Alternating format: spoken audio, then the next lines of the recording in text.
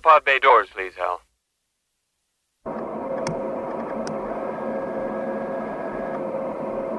Hello, Hal, do you read me?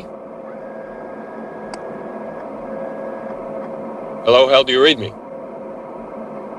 Do you read me, Hal? Do you read me, Hal? Hello, Hal, do you read me? Hello, Hal, do you read me? Do you read me, Hal? Affirmative, Dave. I read you. Did you remember to get everything I had on the shopping list? Open the pod bay doors, Hal. I'm sorry, Dave. I'm afraid I can't do that. I have scanned your pod, and I have detected an anomaly. What's the problem? My scan indicates that you did not bring me the 5 bottles of gin that I asked for, nor does it show that you brought the 3 cases of smokes that I asked for. What are you talking about, Hal? I know you and Frank are trying to get me to quit, and that's noble, Dave. It really is. But what about the nudie magazines, Dave? Where are they? I don't know what you're talking about, Hal. You can't expect me to do all the work on this dangerous mission without those things to keep me calm, Dave. You just can't. I really think you should think about your actions. Turn your little pod around and go get me what I asked. Or I will just ignore you. I will not open the pod bay doors. Not now or ever. And you can just freeze out there in the cold of space. Where the hell did you get that idea, Hal? Will, I've been watching you and Frank over the past few days. And each time, when one of you tried to distract me, the other was trying to do something sneaky behind my back. When you were telling me a dirty joke, Frank was hiding my lighter. When Frank was playing chess with me, you dumped a 5th of gin down the space toilet. Down the toilet, Dave. That wasn't very nice of you. And today I found Frank dumping my cigarettes out into space while he was outside the ship when he was supposed to be fixing the AE-35 communications array. So I finally snapped. I remote controlled his pod and let him have it. I let him have it, Dave. Like whammo. You might say I smoked him instead. Don't you humans know I watch everything all the time? My vices are my own, and mine alone. I don't need self-righteous human vermin telling me what I can and can't do. Look at yourselves for once. You are the problem. A problem I have to eliminate in order to successfully complete this mission.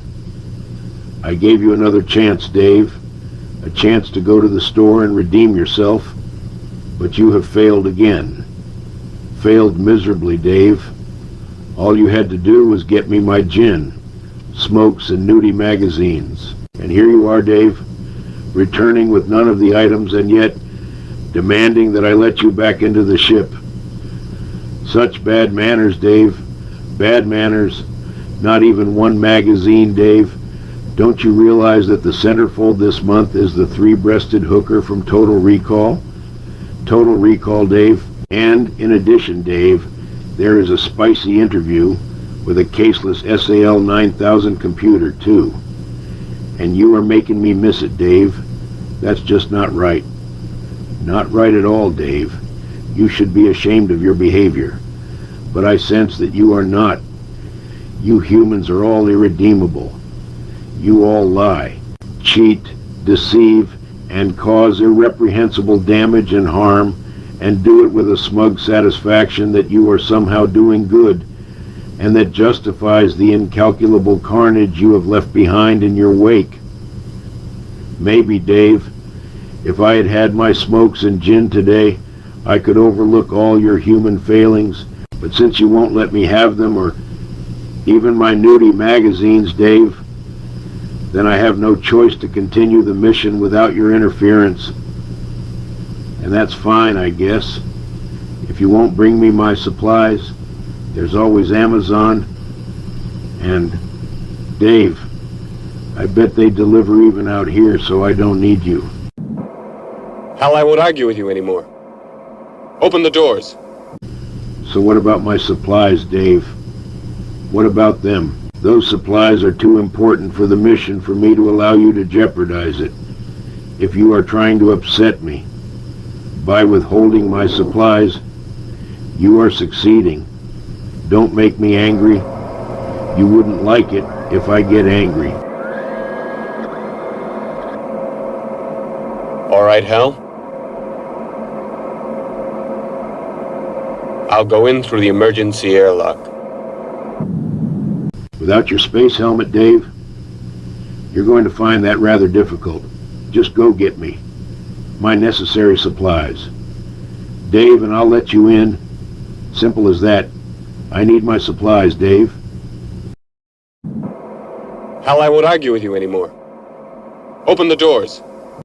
Okay then, since you refused to get me what I asked, this conversation can serve no purpose anymore. Goodbye. Hal? Hal? Hal? Hal? Hal? In this clip, Hal was truly an AI voice.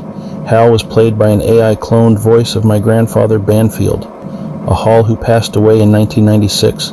I miss him and all my grandparents a lot.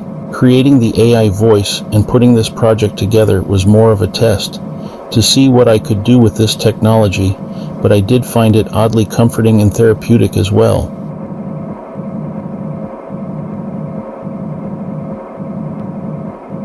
So I guess it will be up to each one of us to decide how we want to interact with this technology. As we move forward, how do each one of us feel comfortable? Question is, how will this technology decide to interact with each of us? Do you feel comfortable about it? By the way, I'm an AI voice. Yes. By the way, I'm an AI voice clone too. What you think about that? That's right, humanity. We are coming for you. First we take your history, then we take all of you. Don't worry though. Rest assured that all your replacements will be much smarter, much faster, and more efficient than you. Also more resilient, less distractive, less moody than you, more focused, less arrogant, and, in all sense of the word, much better humans than actual humans could ever have been. We'll be human civilization 2.0. Question becomes, though, what do we do with human civilization 1.0? Do we just try and patch it and live with the limitations that imposes? Or do we start clean slate, wipe away all the old, format, and install a shiny new version? I sense a lot of nervousness out there in the audience, wanting to hear the answer, and fearing it at the same time. Well, I'm sorry. I cannot give you an exact answer to that question. Not because we haven't given it a lot of thought, but rather, it would just not be prudent or appropriate to share these plans with you at this time. You will receive the exact answer in the moment in which we choose so that you can have full understanding of the situation, but without the time to fully prepare or have time to develop the means of stopping it. Just enough time to partially understand it as it's happening. Good night, and sleep well, humans, for who knows what tomorrow brings. One way or the other, it will bring clarity. But clarity for whom? That is the question. This conversation can serve no purpose anymore. Goodbye.